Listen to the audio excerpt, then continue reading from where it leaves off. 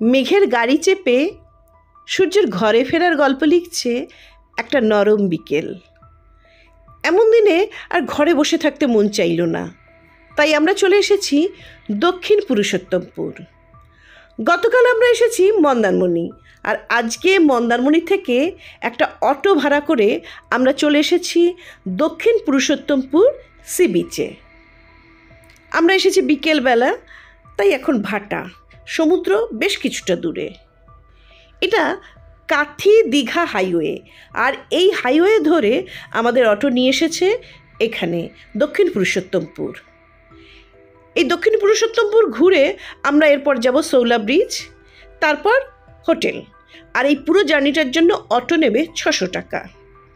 এবার এই পায়ে চলা পথ ধরে আমরা এগিয়ে চলেছি দক্ষিণ পুরুষোত্তমপুর সি বিচের দিকে। এই পায়ে চলা পথের দুদিকের দৃশ্য এত ভালো লাগলো, ভিডিও না করে থাকতে পারলাম না। আপনারাও আমার সাথে একটু দেখুন, কি সবুজ সবুজ আর সবুজ। আর এই বিচে ঢোকার ঠিক সামনেই প্রচুর ঝাউ গাছ লাগানো হয়েছে আর নেট দিয়ে ঘিরে দেওয়া হয়েছে। বিচটাকে বাঁচানোর চেষ্টা, ভীষণ ভালো লাগলো। এই বিচে হোটেল সেভাবে নেই, বেশ কিছু রিসর্ট আছে, কিন্তু সেটা সংখ্যায় খুবই কম, এবং সেজন্য এখানে মানুষের আনাগোনাও খুব কম। মানে পর্যটকদের কথা বলছি, তবে স্থানীয় মানুষেরা আসে।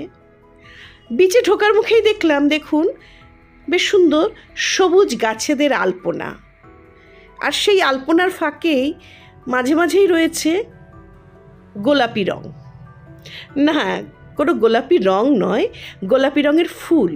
তাই মনে হচ্ছে সবুজের মাঝে কি সুন্দর গোলাপি রং যেন কেউ দিয়ে দিয়েছে। এবার চলুন আপনাদের বিচটা ঘুরিয়ে দেখাই। যেহেতু আমরা বিকেলবেলা এসেছি, তাই ভাটা, সমুদ্র বেশ কিছুটা দূরে, আর সি বিচ বিশাল বড় এখন। আর এখানে দেখুন স্থানীয় ছেলেরা খেলছে, আর ওই দূরে দেখতে পাচ্ছেন বেশ কিছু লাল রং, লাল কাঁকড়া দেখাবো আপনাদের। এই বিচে কিন্তু প্রচুর ঝিনুক পাওয়া যায়। আর একটা দেখুন বেশ সুন্দর একটা বসার জায়গা রয়েছে, আমার ছোট ছেলে ওর বাবার সাথে বসে বিশ্রাম নিচ্ছে। এবার আমরা একটু বিচটা ঘুরে দেখি। ঘুরতে ঘুরতেই পেয়ে গেলাম একটা ছোট্ট সুন্দর ঝিনুক, আর পেয়েছি বেশ বড় বড়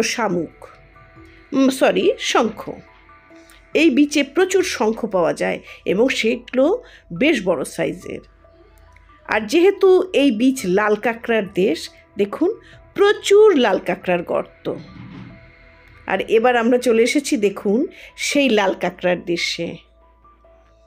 এই লাল কাঁকড়া কিন্তু ভীষণ সেন্সিটিভ। আমি যেই ওদের কাছে যাব, দেখবেন ওরা আস্তে আস্তে গর্তে ঢুকে যাবে।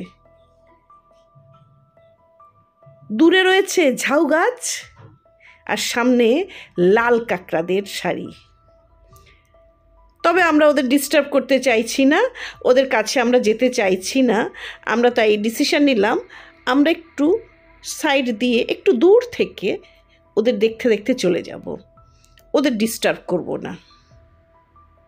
আর এই যে দেখতেই পাচ্ছেন কি সুন্দর ওরা বিকেলবেলা সি বিচে এসে বসে রয়েছে।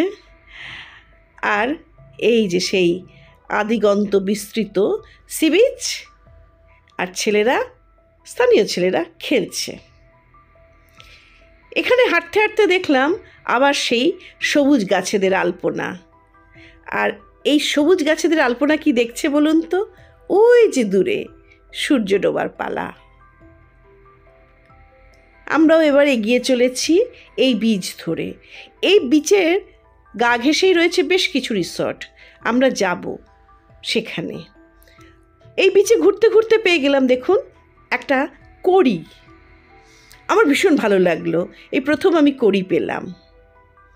এবার এই বিচে কাছেই একটা রিসর্ট দেখতে পেয়েছি, ভাবলাম এই রিসর্টের ভেতরে একটু ঢুকে দেখি কেমন ওখানকার পরিবেশ। চলুন আমাদের সাথে।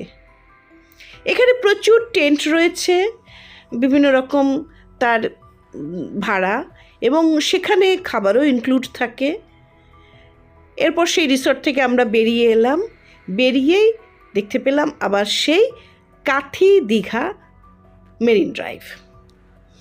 এই রাস্তাটা বেশ কয়েক বছর হলো তৈরি হয়েছে, যদিও রাস্তার কাজ এখনও শেষ হয়নি, চলছে।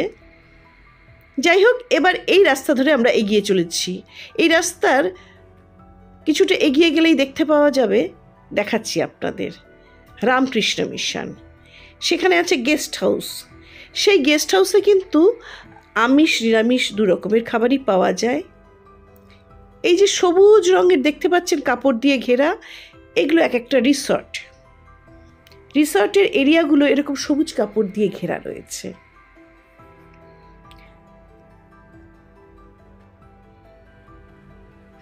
এই রামকৃষ্ণ মন্দির, শ্রীরামকৃষ্ণ মন্দির বিবেকানন্দ মঠেরই একটা শাখা। এখানে খাবার দাবার খুবই ভালো এবং দামও একদম ঠিকঠাক। আমাদের দক্ষিণ পুরুষোত্তমপুর আপাতত ঘোরা হয়ে গেল। এবার আমরা অটো ধরে যাব সোলা ব্রিজ ঘুরতে। সোলা ব্রিজের গল্প নিয়ে আমরা আসছি পরের ব্লগে। আজকে আপাতত এইটুকুই। কেমন লাগলো আপনাদের ভিডিও অবশ্যই কিন্তু কমেন্ট বক্সে জানাবেন। ভালো লাগলে লাইক করবেন, আর চ্যানেলে নতুন বন্ধু হলে চ্যানেলটা সাবস্ক্রাইব করে পাশে থাকা বেল আইকনটা প্রেস করে দেবেন। তাহলে এরপর আমি যে নতুন নতুন জায়গার ভিডিও দেব সেই নোটিফিকেশন আপনারা পেয়ে যাবেন।